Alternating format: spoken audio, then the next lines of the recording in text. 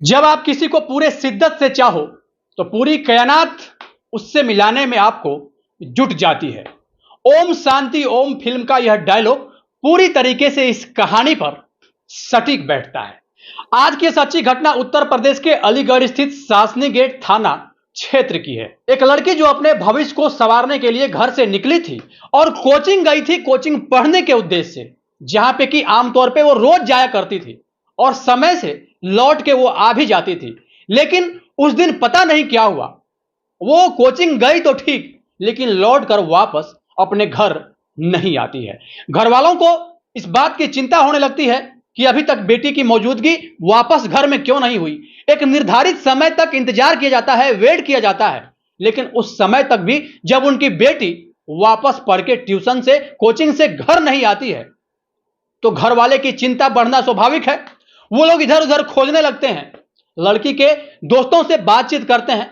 जहां भी जिस भी घर में वो लड़की जाती थी, आसपास के लोगों से बातचीत करने की कोशिश की गई, लेकिन तमाम प्रयास करने के बाद भी जब वो लड़की का पता नहीं चल पाया, इस बात को लेके वो अपने नजदीकी पुलिस थाने में जाके इस बात का रिपोर्ट दर्ज करवाते हैं। पुलिस वाले परिजनों के, या फिर यूं कहें कि पेरेंट्स की बातों को गंभीरता से लेते हैं और गंभीरता से लेने के बाद खोज भी आरंभ कर देते हैं। आसपास का जितना भी सीसीटीवी कैमरा था, उन सारे सीसीटीवी कैमरे को पुलिस के द्वारा खंगाला गया। बारीकी से उस कैमरे की जांच की गई और जांच करने के उपरांत पुलिस को एक बड़ा सबूत हाथ लगता है। उस सबूत के बल पर पुलिस वालों को इस बात की जानकारी हो जाती है कि वो लड़की कहां गई है और किसके साथ गई है। और अब पुलिस को बहुत ज्यादा मशक्कत मेहनत नहीं करनी पड़ी और पुलिस वाले उस लड़की को खोजबीन करने के बाद बरामद भी कर लेते हैं और इसके बाद उनके परिजनों को सौंप भी देते हैं। अंततः वो लड़की अपने परिजनों के पास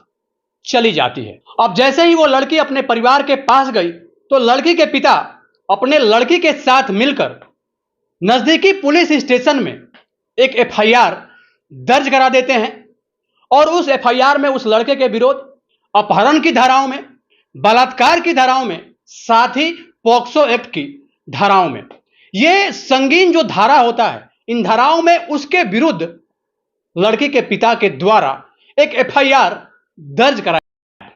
क्योंकि वो लड़की अभी नाबालिग थी, उसकी एज मुश्किल से 15-16 साल की रही होगी। अब जैसे ही मुकदमा दर्ज होता है, मुकदमा दर्ज होने के बाद पुलिस के द्वारा लगातार संबंधित आरोपियों को पकड़ने के लिए सघन छापेमारी की गई और अंत तक कड़ी मशक्कत करने के बाद पुलिस उन तीनों आरोपियों को गिरफ्तार भी कर लेती है, जिन आरोपियों के विरुद्ध यह संगीन धाराओं में मुकदमा दर्ज कराया गया था। और इन 3 आरोपियों में जो सबसे मुख्य आरोपी होता है, उसका नाम होता है वरुण कुमार।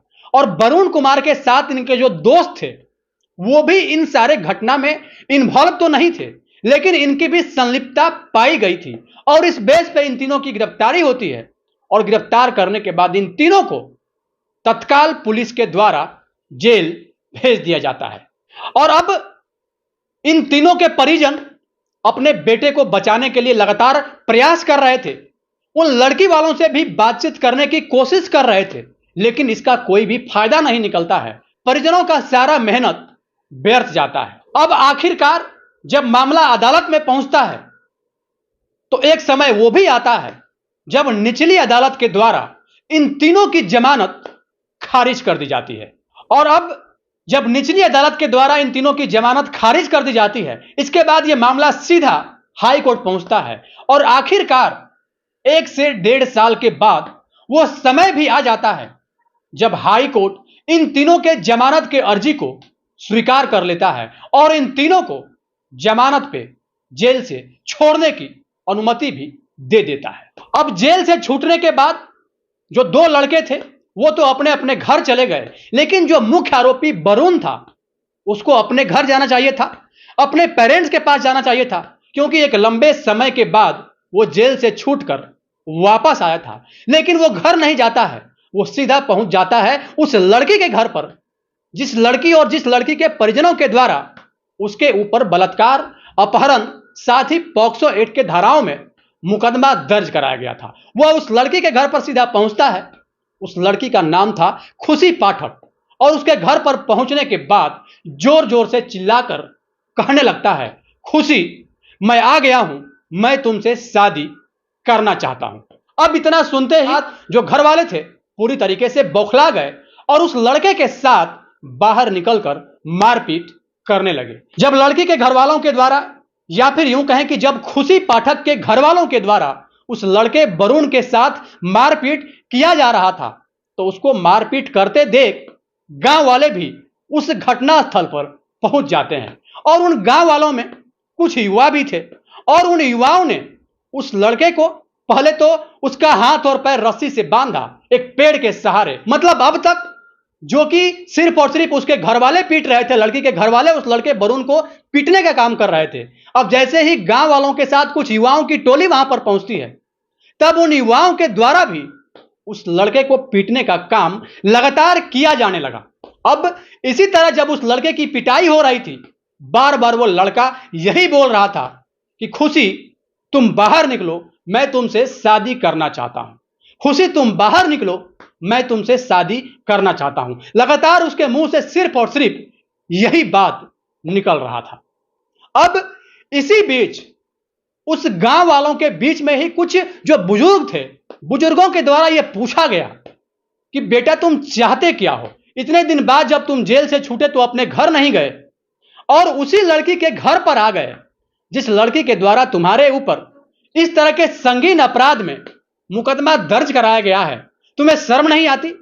तब वो लड़का बड़े ही शांत चित्त में होकर उन बुजुर्गों के आगे हाथ जोड़ता है और हाथ जोड़ने के बाद कहता है कि जो मैं कहता हूं मेरी बातों को एक बार सुन लीजिए। तब बुजुर्ग बोलते हैं कि बताओ तुम्हें क्या बोलना है।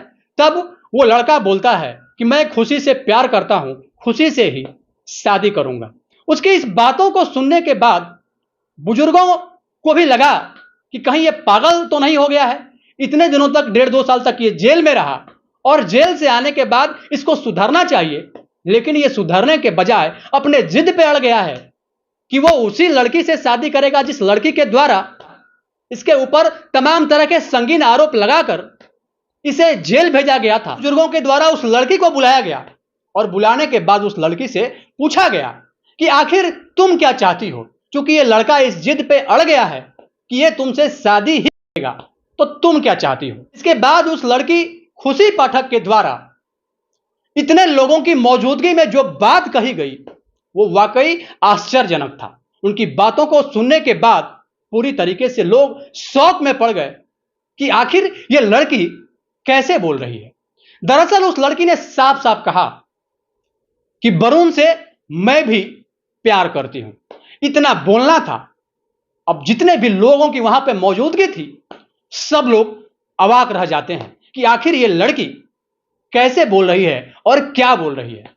क्योंकि बात केवल उस लड़की की ही इज्जत की अब नहीं रह गई थी, बात पूरे गांव की भी इज्जत पर आ गई थी।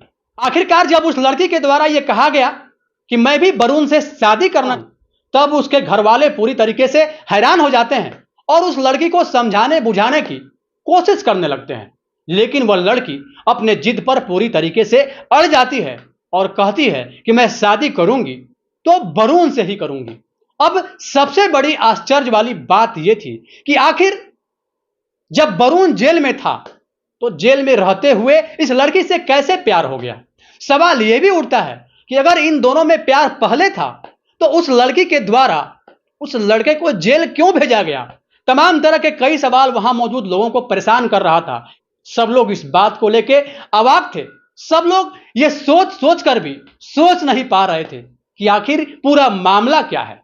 आखिरकार घर वालों के लाख समझाने बुझाने के बाद भी लड़की अपने जिद पर पूरी तरीके से अड़ जाती है और उस लड़के वरुण के साथ सीधा मंदिर पहुंच जाती है और मंदिर में जाकर हिंदू रीति रिवाज से ये दोनों आपस में शादी भी कर लेते हैं।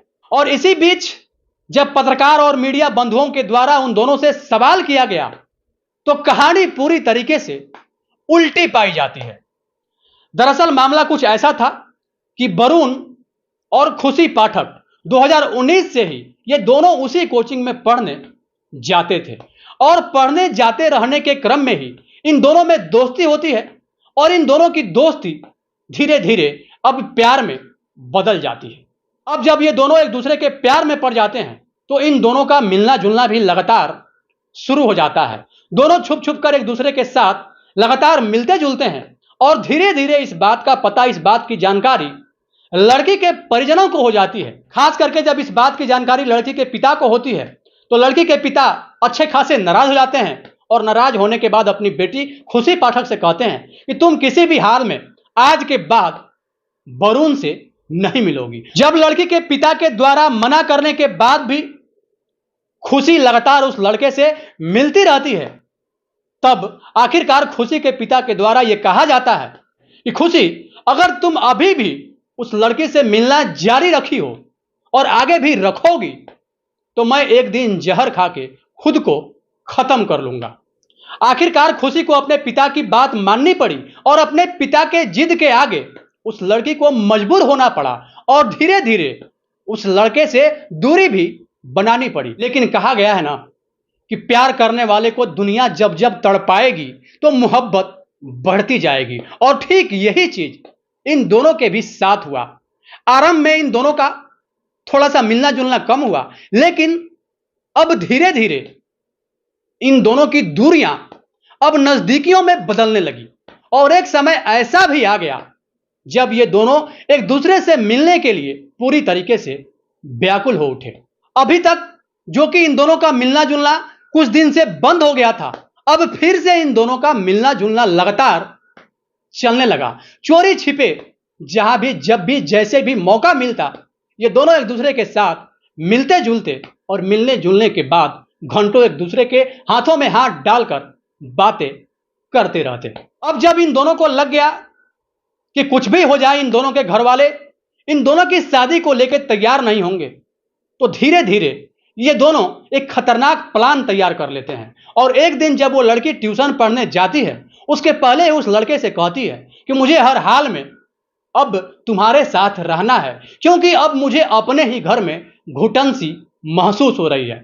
मैं चाहती हूं कि मैं तुम्हारे पास आऊं और तुम मुझे लेकर सदा के लिए कहीं इतने दूर चले जाओ जहां पे सिर्फ हम हो और तुम हो। और तत्काल ये दोनों उस निर्णय पे पहुंचते हैं कि सबको छोड़ के, घर परिवार को छोड़ के, दोनों एक दूसरे के साथ सदा के लिए घर को छोड़कर निकल जाएंगे, भाग जाएंगे। और इसी क्रम में वो अपनी स्वेच्छा से, जब वो लड़की खुशी कोचिंग करने गई थी, तब वो अपने बॉयफ्रेंड वरुण के साथ एक दिन भाग जाती है।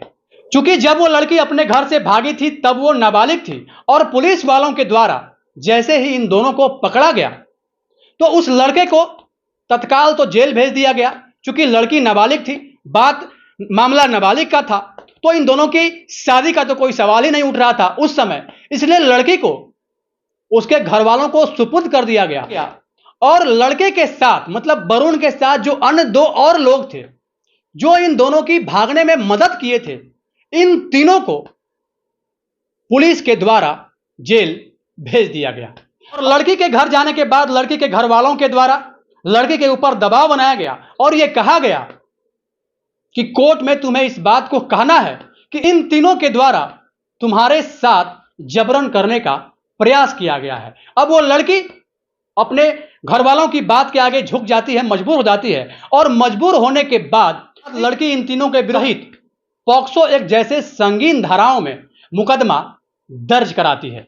उस समय लड़की अपने घर वालों के दबाव में आकर उन लड़कों के विरुद्ध संगीन धाराओं में मुकदमा तो दर्ज करा देती है, लेकिन आज का परिदृश्य पूरी तरीके से बदल चुका था। क्योंकि उस समय जो लड़की नाबालिग थी अब वो बालिग हो चुकी थी। अंततः ये दोनों हिंदू रीति रिवाज के साथ मंदिर में जाकर शादी भी कर लेते हैं। ये दोनों शादी करने के बाद अपने वकील के साथ जज के सामने पेश होते हैं और फिर वहां से वो लड़की अपने प्रेमी वरुण के साथ वरुण के घर चली जाती है। दोनों परिवार तत्काल मान तो जाते हैं, लेकिन लड़की को अभी भी अपने परिवार वालों से खतरा बना हुआ है। इस बात को लेकर भी जज से बात किया जाता है और यह बात भी वहां पे कहा जाता है कि हम दोनों के जान को खतरा है। इस बात पर जज के द्वारा यह आश्वासन दिया जाता है कि आप लोग पूरी तरीके से सुरक्षित हैं, आपके साथ कुछ भी ऐसा नहीं होगा। साथ ही जज साहब ने यह भी कहा कि इस लड़के के ऊपर अपहरण, बलात्कार, पॉक्सो एक्ट जैसे संगीन धाराओं में जो मुकदमा दर्ज हुआ है, इसको जांच के बाद खत्म कर दिया जाएगा।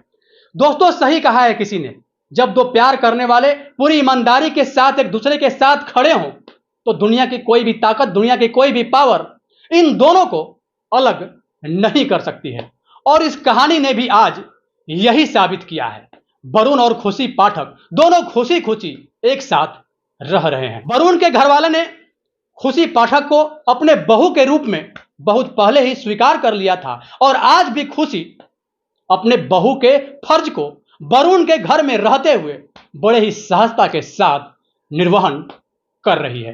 क्योंकि लड़के और लड़की अगर पूरी तरीके से दोनों एक दूसरे को स्वीकार करने के लिए तैयार होते हैं तो उन दोनों की खुशी के आगे हमें या फिर किसी को भी इस बात का कोई भी हक नहीं है कि उनका विरोध करें और उनके खुशी में कोई भी बाधक बने। बाकी इस पूरे घटनाक्रम को लेकर आपकी क्या राय है? अपनी राय निष्पक्षता के साथ कमेंट बॉक्स में जरूर दें और यह भी बताएं, लड़की के घर वाले जब इस बात को जान रहे थे तो फिर गलत तरीके से उस लड़के के ऊपर इतने संगीन धाराओं में जो मुकदमा दर्ज कराया गया, क्या वो सही था? आपको क्या हक बनता है जब आपकी लड़की किसी लड़के के साथ प्यार करती है, किसी लड़के के साथ मजबूरी में होकर भाग जाती है, खास करके तब जब लड़की नाबालिग होती है, तो उन लड़कियों का यूज करके, उन लड़कियों को ढाल बना के किसी लड़के का जो जीवन होता है पूरी तरीके से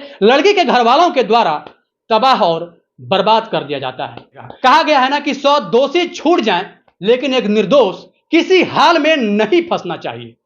इस पूरे घटनाक्रम को लेके आपकी क्या राय है? अपनी राय निष्पक्षता के साथ कमेंट बॉक्स में जरूर दें। जहां भी रहें सुरक्षित रहें, अपना ख्याल रखें। जय हिंद, जय भारत।